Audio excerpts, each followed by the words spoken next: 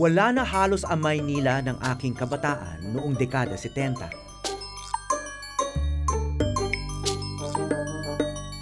Yung mga pamosong sinihan, ang Love Bus. Ngunit may isang karaniwang bagay noon na karaniwan pa rin ngayon.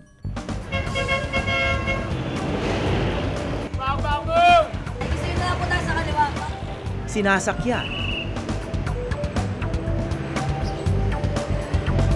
minumura,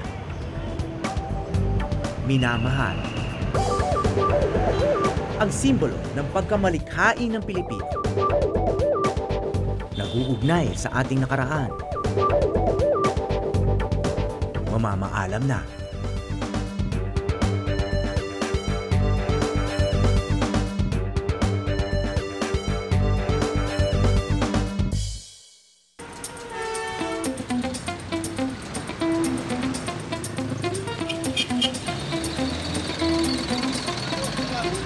Wala. Puro puno eh.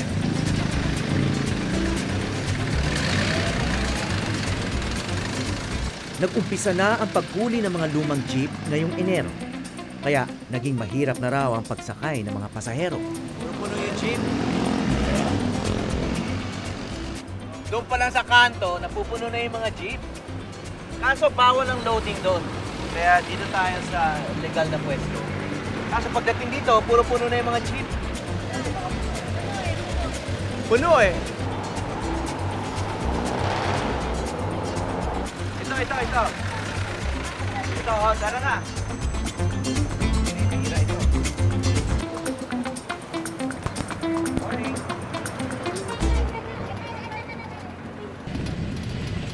Las Piñas ang aming destinasyon sa araw na ito. Ano araw-araw nag-jeep ka? Madali lang ba ngayon mag-jeep o mas humihirap? Bakit mas mahirap? Mahirap makasakay. Maraming pasahero. Oh, katulad ngayon, gaano katagal bago ka nakasakay? Isang oras. Ano tayo? Hanggang Ataya? Ako. Kuya, 4. May dapat bang ma-improve sa pag-commute sa jeep? Ano? May mga karag-karag. Oh, okay. Hindi naman lahat. May ibang okay. Yung siguro yung mga na-maintain, pwede i-retain. Pero yung mga hindi na-maintain, siguro yun yung mga dapat tsugihin na. Naalala ko rito na sa lahat ng transportasyon, dito lang naghaharap ng malapitan ang mga pasahero. Isang pansamantalang tagpuan ng iba't ibang uri ng tao. Isang salamin ng lipunan.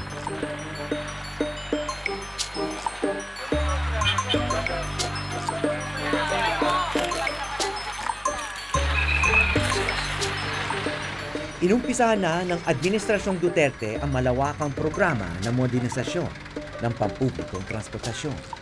Kaya papalitan na raw ang mga jeepney. Pwede magtanong, sir? Sa eyewitness kami, anong tingin niyo sa yung planong i-phase out na raw yung mga lumang jeep? Okay ba sa inyo yan? Sa akin okay lang naman yan eh. Pabor ako dyan sa phase out na yan kasi marami naman, totoo naman eh, marami naman talagang mga lumang jeep na eh. Pero naman sana naman, isipin muna, pag pinace out yan, paano naman kami? Dapat isipin muna nila kung paano ang gagawin. Halimbawa kami wala niyan. Pag once na nawalan kami ng hanap buhay, ano papakain namin sa ano? Magkano kami, mag-aarawan kami ng 500. Paano yan kung 6 ang anak ko? Okay lang naman ang problema sa itaas. Utos sila ng utos. Paano sa ibaba? Sa kabila ng usaping modernisasyon, pupunta kami sa isa sa pinakaunang gawaan ng jeepney sa bansa.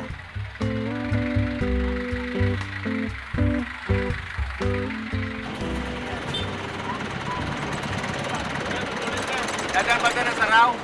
Opo, sir. Okay.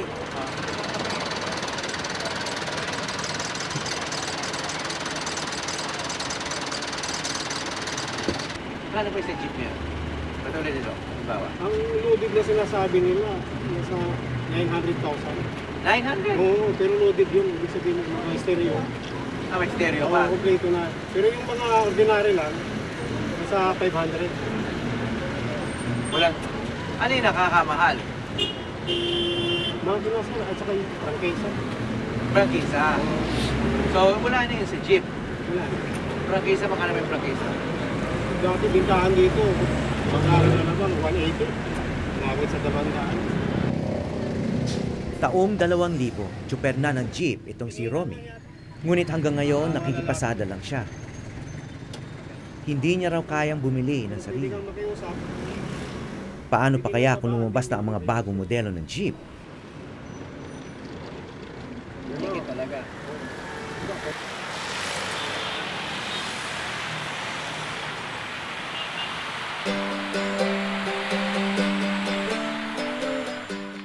Dekada 50 noong simula ni Leonardo Sarao ang Sarao Motors. Sila ang naging pinakatanyag at pinakanagtagal sa lahat ng gumagawa ng jeep.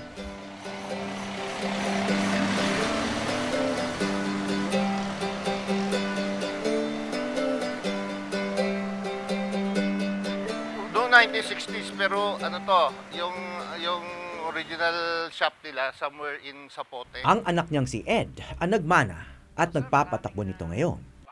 Nag-umpisa to right after the war. Yung tatay ko tsaka yung mga uncle ko, they started fabricating and customizing army jeeps. Ito yung Leonardo Sarao. Like everybody in around the country, ganun ginagawa out of necessity. Kasi maraming iniwang jeep yung mga Amerikano. Maraming iniwang jeep, kaya maraming nakinabang doon sa Willys and other military vehicles. Yung Willys naman, yun ang napagtuon ng pansin ng mga Pilipino para gawing jeepney. Ang Willys ang tatak ng mga military jeep ng mga Amerikano na iniwan sa Pilipinas matapos ang gera laban sa Hapon. Napakinabangan ito ng mga madiskarteng Pinoy tulad ng pamilya ni Ed Sarao. Ito ang pinakamatandang modelo ng jeep na nasa garahe ng Sarao. Nag-iisa na lang ito at pinapaarkila sa mga espesyal na okasyon.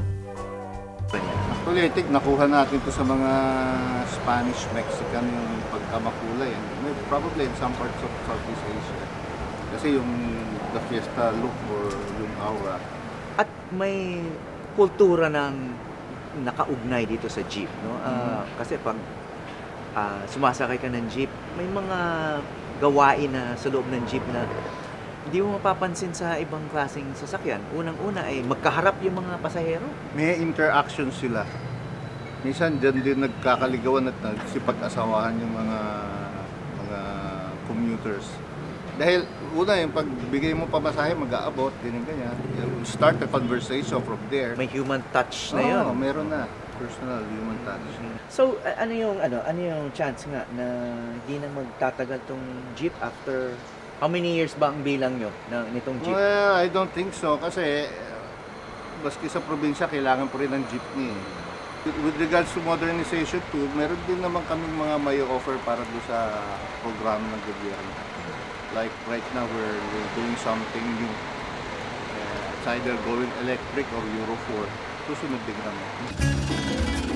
Isa ang jeepney sa mga simbolo ng kulturang Pinoy. Sa pagmomodernisa nito, anyo lang kaya ang mawawala.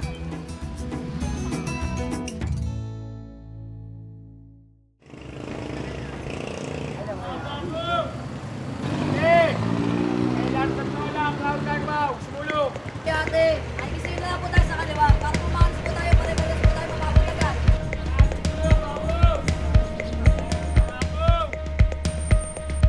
Ano yung mga katangian ng isang patok na jeep? Maganda po yung katulad po. Halimbawa, kunwari yan po yung sasakyan ko, tapos medyo maganda sounds niya. Tapos sinasabayan pa, medyo hataw yung driver. Ang tatawag yung patok. Kasi nung araw po kasi, kung magpatakbo yung mga makikita niyo po sa kalsada talagang hataw kung tawagin ito, hataw. Hataw ka na, patok yung jeep mo, talagang patok talaga. Driver si Ed Malayo ng Patok, isang sikat na uri ng jeepney na biyaheng Antipolo, Cubao. So, bakit ganun yung disenyo niya? Merong kasurog, tapos may mga... Paano niyo pinipili yung design?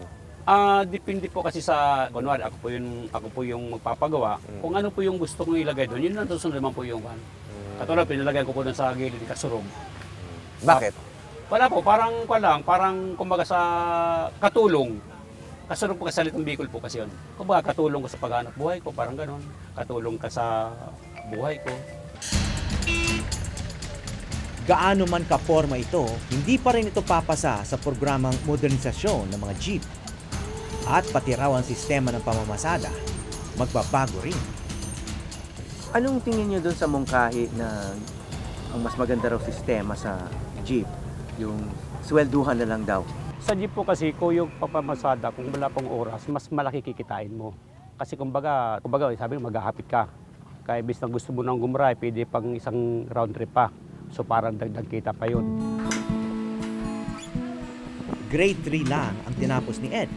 Pero lahat ng tatlo niyang anak na pagtapos niya ng kolehiyo. Ang isa nakatapos pa ng engineering.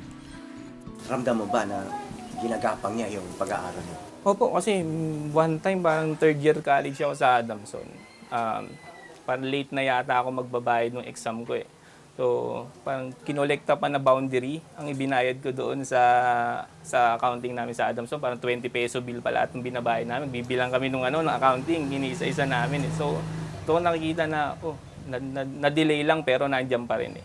Na-delay lang yung pagbabayad namin pero nabuo niya pa rin yung pambayad ko ng tuition.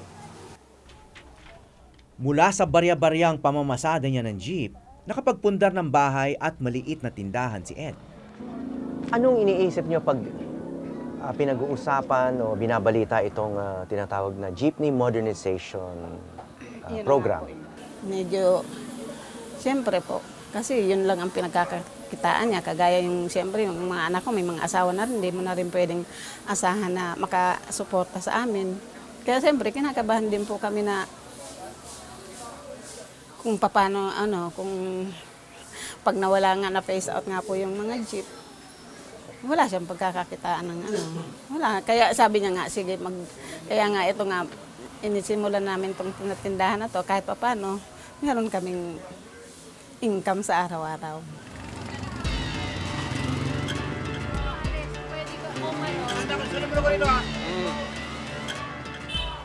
Dalawa ang patok na pag-aari ni Ed. Ang isa, hinuhulugan niya pa.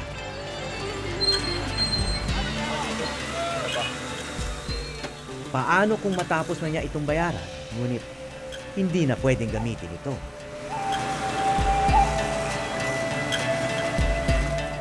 Dahil ang modernong jeep, malayong-malayo na sa ating kinagisnan.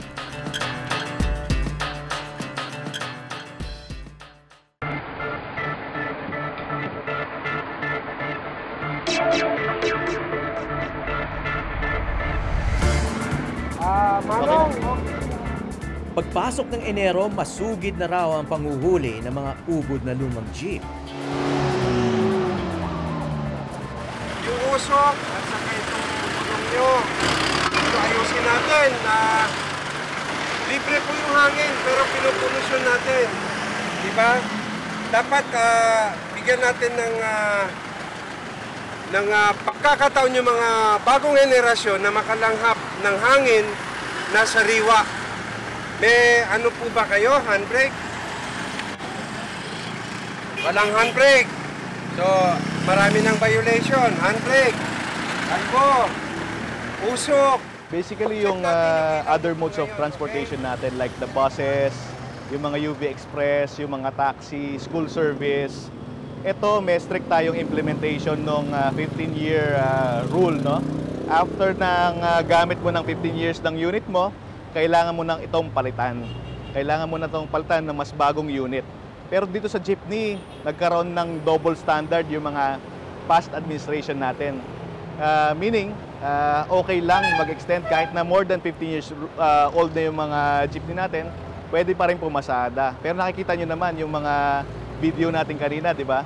Yung jeepney talagang napakausok, bulok na, nagkaroon ng double standard. Bakit kaya? Kasi yung mga past administration, sabihin natin na natatakot dito sa jeepney sector na to dahil napakalaki ng mga talagang political force nito. Kapag nag-rally sila, wala ng PUV modernization, natatakot sila. Pero this administration is hell-bent to really implement this PUV modernization program. Ang masusing inspeksyon matagal na palang ginagawa ng opisina ng Land Transportation Office sa East Avenue sa Quezon City. Sa katunayan, bawat magpaparenew ng rehistro, kailangan dumaan dito sa kanilang MVIS Center o Motor Vehicle Inspection System. So even before, we already have this type structure which should have been put in place all over the Philippines. Ito po yung ano po na ma-ensure natin yung roadworthiness. In a way, ito ngayon pagkakaroon po natin ito, then ma-enhance. Pagka nagkaroon po lahat ng automated, ay lalo pong ma-enhance po yung modernization. Kasi po, pagka hindi ka roadworthy, hindi ka ma-rehistro. So what will you do pagka hindi ka ma-rehistro? You have to modernize. Isa-isa nang tinatanggal ang mga jeep sa mga kalsada ng Metro Manila. Pero ang malaking tanong ng marami, nasaan na ang kapalit? Habang bumabiyahe kami sa EDSA, natsyempohan namin ng isang kakaibang sasakyan. Natawa pa nga kami. Pero ito na pala ang modelong maaring pumalit sa jeepney. Pwede sumakay? Sige sir, pakay kayo sir. Saan ba ito pumunta? Sir, sa may planta po namin sa Marikina po sir. Eksakto. So, sino may-ari nito? Bali sir, bali ang may-ari nito sir, Tata Motors sir. Tata Motors. Opo. Saan ang ruta nito? Ay sir, wala pa parang wala pa. Pero ang dami nang may gustong order. Sa ngayon, parang model pa lang. Modern po po. Pero ang padala na namin po to sa may Senado. Senado, pinakita to? Opo.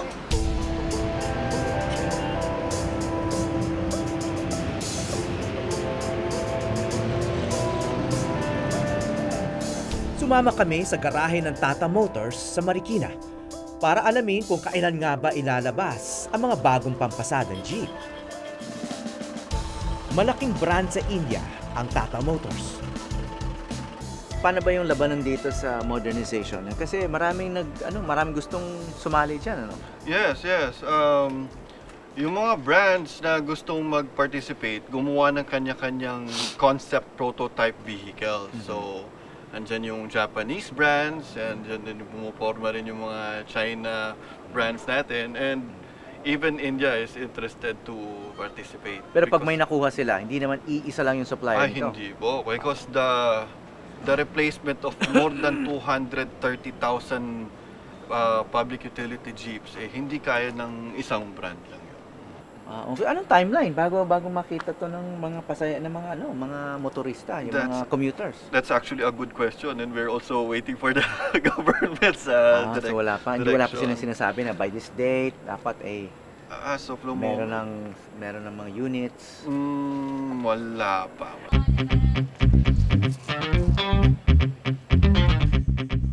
Ayon kay Assistant Secretary Mark De Leon ng Department of Transportation, wala raw kikilingang tatak o brand na modernong jeep ang gobyerno. Kahit lokal na manufacturer, pwedeng gumawa.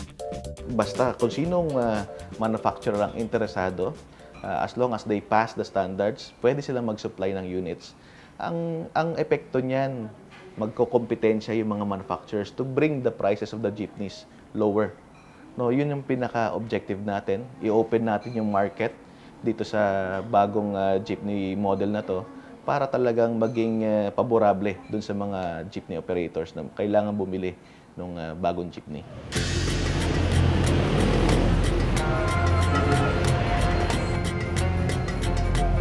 Tatlong taon ang timeline ng programang modernisasyon ng pamahalaan. Kabilang dito ang pagsasaayos ng iba't ibang apektadong sistema tulad ng route rationalization o pag-alam ng tamang dami ng units na kailangan sa isang ruta. At pagbuo ng mga co-op o kooperatiba ng mga driver at operator. Kailangan nilang ma-formalize yung kanilang mga sarili into a legal entity para sila maka-avail ng mga loans from our banks, no? Yung partner banks natin, yung Land Bank tsaka DBP, ang rene-require nila is dapat itong mga to is cooperative.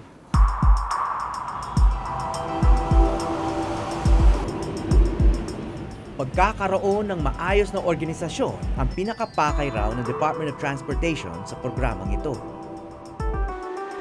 May isang grupo na ng mga jeepney operator ang handa na raw tanggapin ang pagbabagong ito. At may sarili pa silang bagong jeep na irereto.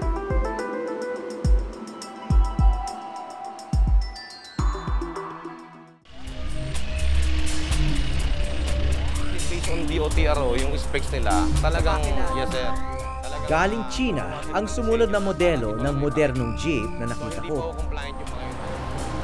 Ang sumusulong nito, isang malaking jeepney transport group mismo, ang Pasang Mazda, kasamang ibang grupo na Fedjodap at Altodap. Yan ang lumang jeep, yun ang modern jeep. Okay. So nakita nyo sir, tingnan nyo yung likod. Oo nga, no? Mas mahaba pa. See? Ang layo. Nakita nyo po? Ang layo. So, yan po ang difference niyan. Kita nyo? Mga 4 feet. Yes sir. Actually, itong jeep na to is 10 na yan. Although malaki lang siyang tingnan kasi mataas. Oo. Pero yung haba ng jeep, mas mahaba talaga. Mas no? Mas malaki yung mga bintana. Opo. At talagang At saka pag umulan, mas at saka protektado ka kung rito. makikita nyo Sir Howie, talagang napaka-safety ng features niya. Close sa mga window, naka-aircon. So, wala na yung mga snatching na yan. Recorded yung CCTV na yan. Ang mga tires natin is heavy duty talaga. So, kung yung fully loaded, lahat yan, camera, wifi, hindi lang 1.5. Ano ba yung 1.5 million? Wala, yung 1.5 po initially, yung buong unit po iyon. Kasama na itong Yes, mga sir. extra. Yes sir, like ito, may kasama ng CCTV So to. lahat, kompleto na yon. Yes, Yung 1.5, kukumpletuhin na including yun. the beep card machine. But yung beep card po, hindi pa nakapaloob yan. Another transaction na ganyan sa mga bangko.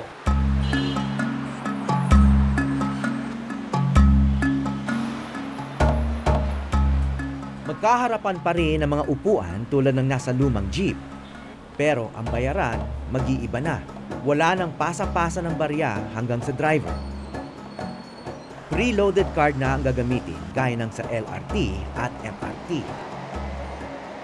Doon sa mga nakakausap namin, yung doon sa mga pasahero, no? Opo. Sinasabi na, yung maganda raw sa jeepney culture natin.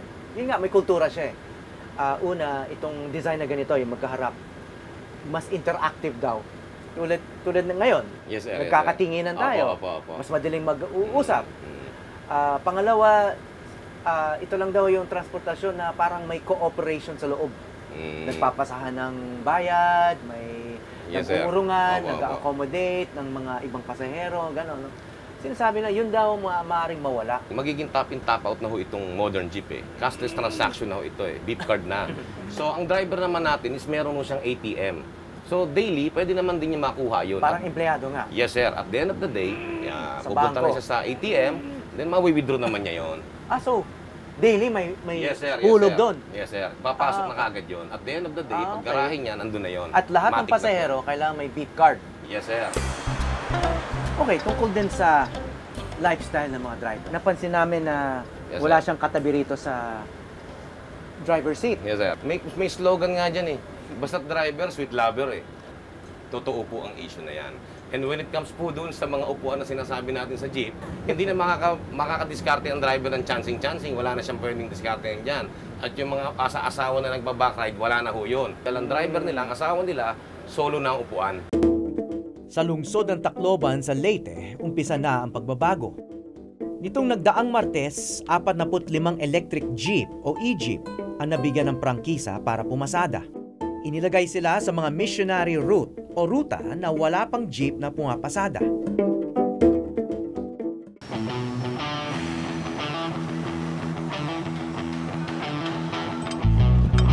Ayon sa Department of Transportation, 3 taon pa ang bibilangin upang malatag na maayos ang kanilang mga plano sa pagmumodernisa ng mga jeep.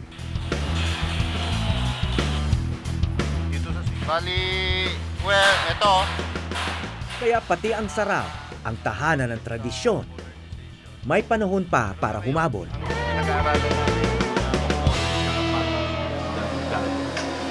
So yun na nga eh. I mean, with the modernization happening right now, it's a very hot topic. Ang apo ng founder ng kumpanya, si Jackie Sarao, na isang design engineer, nakabuo na ng sariling modelo. ibang-iba na sa mga nagpasikat sa tatak saraw. Samantala, tuloy pa rin ang paggawa rito ng kilala nating jeepney na maaring mga huli na nating makikita sa lansangan. Sa may entrada ng pabrika ng Saraw, may naglalako ng mga souvenir. Pwede na mga 250, sir. Tuwing sasakay tayo ng jeep ngayon, isipin na lang natin ang isang nakasanayan nating mawawala.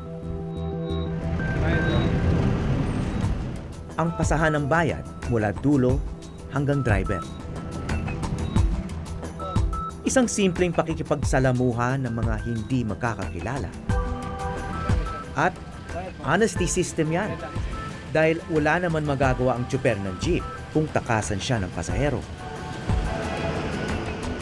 Sa isang malaking lungsod, tila nasa jeep ang natitirang kaluluwa ng sinaunang Pinoy. Sana'y makahanap siya ng bagong tahanan sa gitna ng modernisasyon. Ako po si Howie Severino at ito ang Eyewitness.